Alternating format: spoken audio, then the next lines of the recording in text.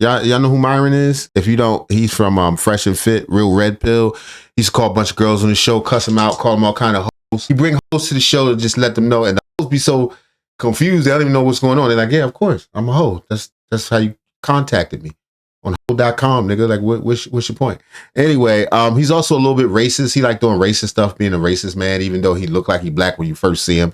And I'm sure at the Klan meeting, he would not be working the door. Let's just say that. But he really does like white supremacies, and he want to be a white supremacy. So he's on the side of Chud, and he says something real dumb. Myron gets extreme backlash. Myron is getting some heavy backlash right now for seemingly defending and sticking up for Chud. Myron said a lot that pissed off a lot of people. Now, one of the things that Myron said that really had people upset and pissed was when Myron centered the feelings of white racists in a conversation about black people being victimized. Chud the Builder is saying and doing what a lot of people in America wish they can do. That's tough. Roll up on black people and call them niggas? Is that what all y'all want to do? Harass black people until they get mad, then shoot them and yourself at the same time? How interesting. Some of you like to hear that. Some of you guys are mad about that. But there's a reason why he's had a meteoric rise over the past year. People are tired of Do I gotta be the one? We're tired of you chimpanzee, orangutan, ape.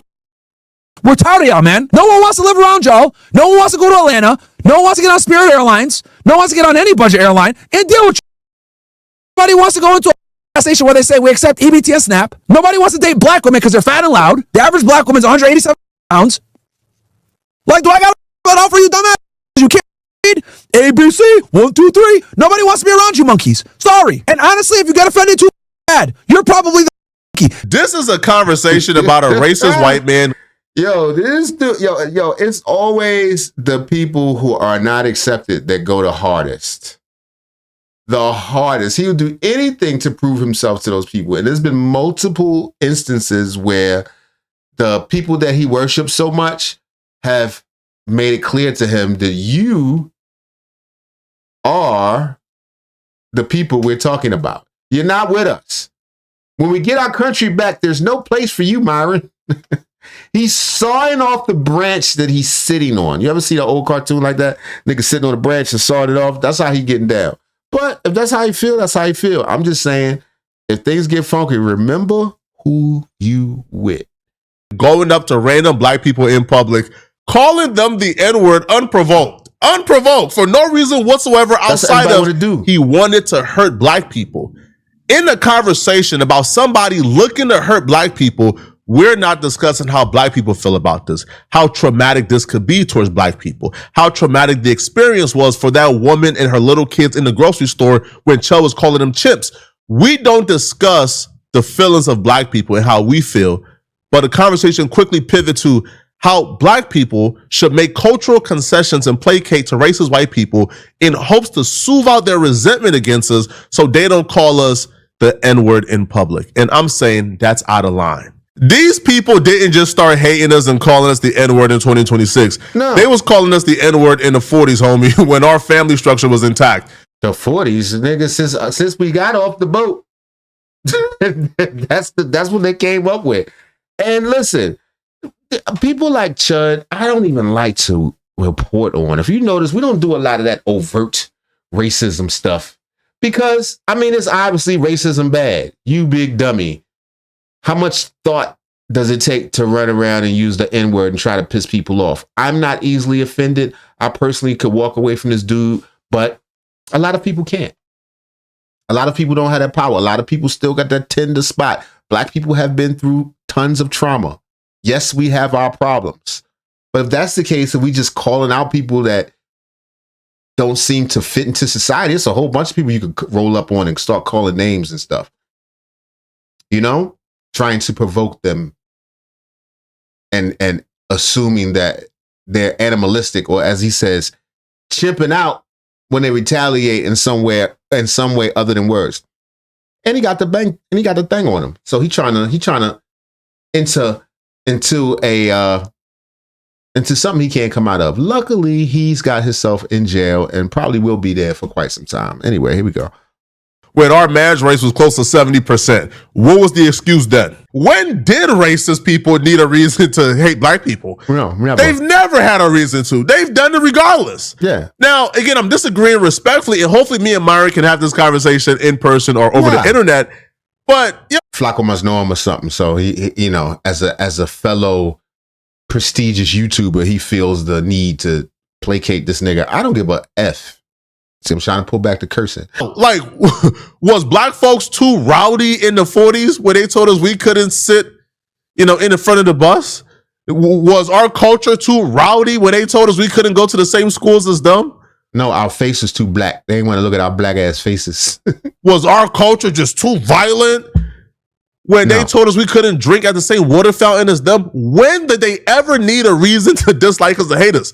As far as I know, bruh, like Chud, Nick Fuentes, and the other racists using the actions of very few black people, the overwhelming minority of black people, to discriminate against the entire group, right? That's not a good enough reason. I can understand if Myron was... Let me first say this. I don't care anything about what other groups think about us, but I do understand that the sooner that we ostracize our criminals and show that they are not like us, the better off we will be.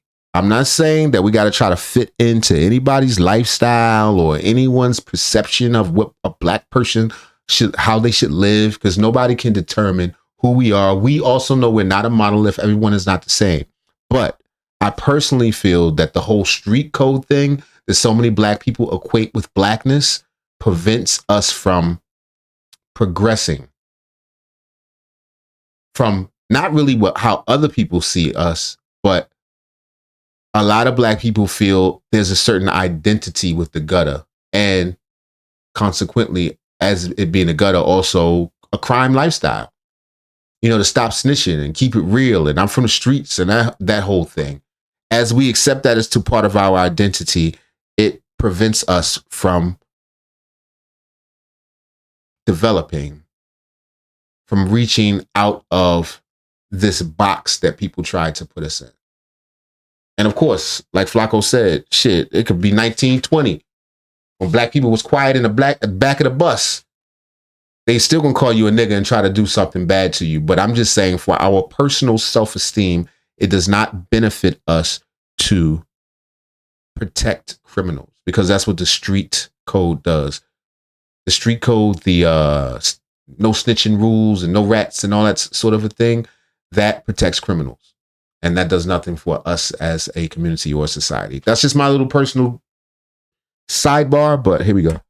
Covering a story where black people were the antagonists, and he was telling black people, hey, stop picking them.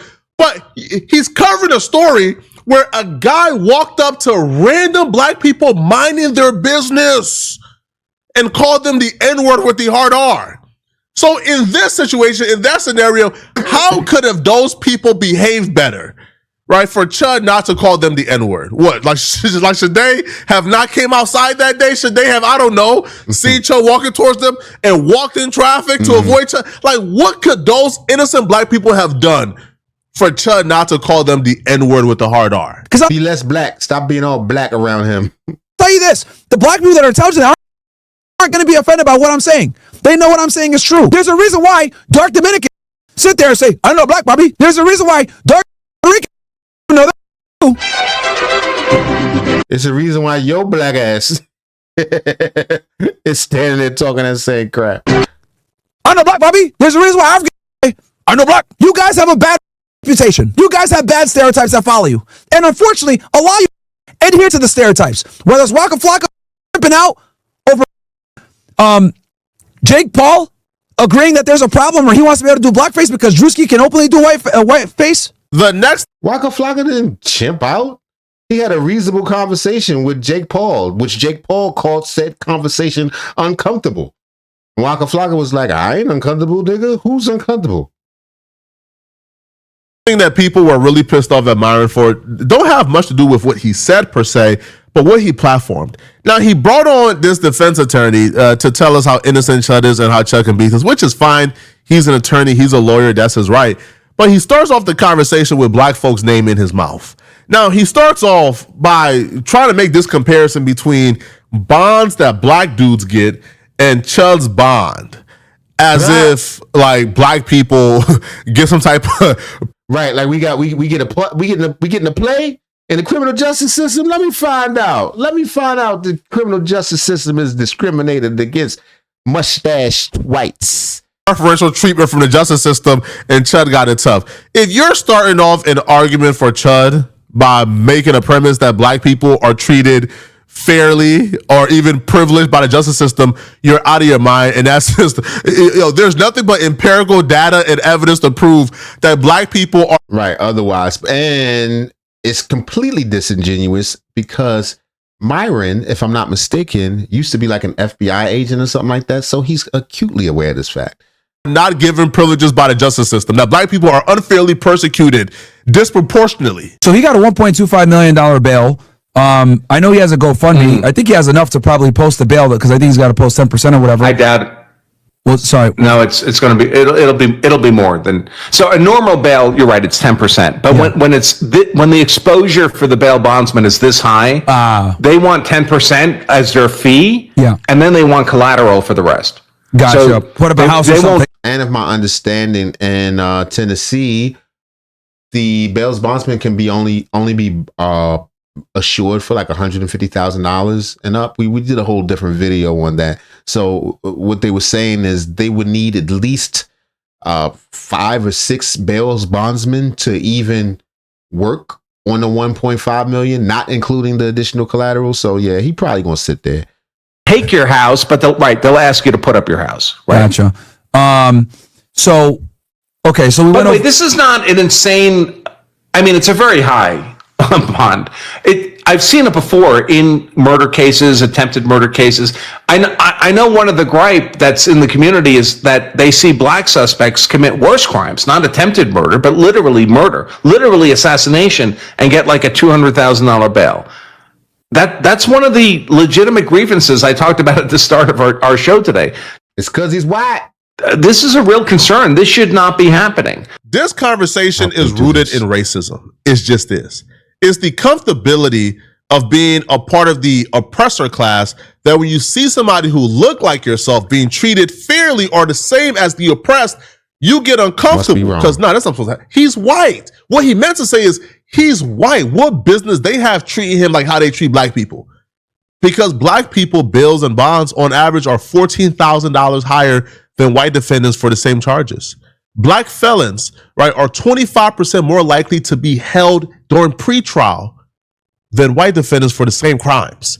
So black people under no circumstances are receiving privileges by the justice system. That's just a lie, right? And that's just one angle. It's a bunch of other angles too. Even the most bold. And that's once again not me on the side of crime and criminals. I'm just just looking at facts and statistics. I don't think criminals of any kind or any color deserve any play. Coming from somebody who at one point or another in his life has lived on the opposite side of the law. But, no mercy. You get what you get. Racists don't got the audacity and the courage to say something like that out loud because it's just not true. It's false. But they're presenting this argument to somehow make Chud like the victim. I think I even heard Myron say that Chud being arrested is like a political arrest, right? Like Chud being arrested is them trying to send a message. Chud got arrested because he committed a crime. Simple as that. You have a controversial streamer that's known for calling black people, okay? He just recently got arrested. That's his claim to fame. Nothing else. Streamer that's known for calling black people, okay? He just recently got arrested for not paying a tab. He got interviewed by the FBI. Right, as you guys know, the FBI had some questions for him about the Goyim Defense League and asking him questions about handsome truth and whatever. Took his devices, whatever. But the bottom line is this. The district attorney's office there and the county sheriff's office doesn't want to deal with the backlash if they don't make an arrest based on who this guy is. So you guys best believe, I hate to say this, it is a politically charged arrest. There's an enormous amount of pressure on them to arrest him. He like Nelson Mandela. And then push it to a grand jury. Because everyone wants to be able to say, we tried. And you guys also need to understand, probable cause is not a high standard. Probable cause when it comes to the state and the county is... He Nelson Vanilla. He Nelson Vanilla. Very low. Okay, we're not talking about a federal case here. We're talking about a state case. And we're talking about a state case with an individual, right, that's nationally known, is provocative, and he's provocative on one of the most divisive topics in America, which is race relations. So I'll be honest with y'all, I kind of knew he was going to get arrested from the rip. I was like, ain't no way they're not going to arrest him. You're going to have a... Right, because he was starting fights and shooting people. You can't do that. Hard time convincing anybody that police officers in Montgomery County in Tennessee wanted to do black folks a favor. That's like a non-starter for most people. Like, that's not even a possibility. Now, what did happen? No, I won't say that. It could be a possibility. It could be a possibility that the people there don't want their community to be viewed as a safe haven for people like that. Even if it is a safe haven for people like that, nobody wants that as the oh yeah, if you wanna get down like this, come to wherever this is, Tennessee, where you can call a nigger. Basically, like, they don't want that as the advertisement for their town, I assume. It is. I think the police officers, they watch the footage and they see somebody who essentially premeditated this. Somebody who strategically antagonized a conflict, antagonized a situation, after saying on social media that the grand finale in his goal was to kill a black person and leave him dead on the pavement and get away with it. Somebody he should have been a drill rapper. Strategically created an environment to shoot and kill somebody, right? But his aim was just bad, and he hit them but didn't kill him. So, and the video showed that. The video showed, man, Chud was already ready to kill somebody, right? At the very conception of this, like, disagreement or this argument. I'm on set initial bond at $1.25 million. So we just got a hold of an arrest warrant for Dalton Etherly that reveals new details, including the name of the man that he got into an altercation with and is alleged to have shot, that he's facing this very serious charge of attempted murder. That other man has been identified by Montgomery County officials as John. If they got the Aryan Nation in there, he gonna be a great member. He can't wait to join up. He probably joining up now. Joshua Fox. And if they don't, we also got a narrative here within the affidavit. They gave a lot more details into what happened outside of that Montgomery County courthouse on Wednesday. Officers noted that they watched surveillance video, and in that video, they saw that this started out as a verbal fight, that Etherly turned toward Fox and then reached for his firearm, and then a physical fight ensued. Etherly, according to this affidavit, then shot Fox multiple times. Fox was then airlifted over to Vanderbilt Hospital, where he underwent emergency surgery. Now, obviously, y'all already know this because I told y'all what was on the video, right? Because, again, I got eyewitnesses who was there, who watched everything and told me, right? As well as footage, right? So y'all already know this, but this is new information to people who don't watch this channel. Chud told the police officers, and in the audio, that he was walking away, that he walked up to them, said, "Hey, how's your day going?" They told him off. He was walking away. And then Joshua Fox told him, hey, don't be doing all that chimping stuff. I got PTSD. And then he didn't say nothing back. He just kept walking, and Joshua Fox ran over to him and beat him up. That was Chud's statement to the police officers. I told you from day one that was a lie because I already seen the footage and I got people who was there who witnessed everything from their window. What took place, as you guys just heard, in more context, Chud seen two black guys minding their business. He walked up to the black guys minding their business, start hurling slurs at them. They told Chud, "Hey man, I got PTSD. Don't be doing that." Chud turned and then turned around and said, "Or what? Or what?" Pulled out his gun. Pointed his gun at Joshua Fox. That's where self-defense goes out the window. You pull out your gun. Well, now you're brandishing, right? For nothing. So far, Joshua Fox has not hit you. Now you are when you pull out your gun, right, after calling someone now you're brandishing. Now you threaten them, yeah. Right? You can't. Yeah, he got a right to shoot you if he can move faster. Self-defense. You already assaulted him. You are brandishing at him. Now Joshua Fox hitting you after you pull out your gun, he felt like his life was in danger. Right. Which is a ballsy thing to do. He probably, if he was close enough to the gun, he probably figured, let me try this dude before he shoots me. He probably felt like he was going to shoot him anyway and just made a quick move. It was like, I'm going to go for it. He going to shoot me anyway. He got a self-defense case. So that's why everybody talking about, no, it's not self-defense at all. He antagonized the conflict, walked over to him, pulled out his gun and brandished it, and this man who felt like his freaking life was at risk did what he had to do. He hit Chud and then reached for the gun. Mm-hmm. But it does happen. I mean, George Zimmerman had a multi-million-dollar bond. Kyle Rittenhouse had a multi-million-dollar bond. And is it because they're white guys? Yeah, maybe because it's a politically charged event. In Zimmerman's case, a racially charged event. Yeah, is that right? No, it's not right. But they're allowed to do this. I mean, frankly, I would expect. I think maybe. So this is a two-stage process right now for Chud. So right now what he's got is bond. There's bond and there's bail.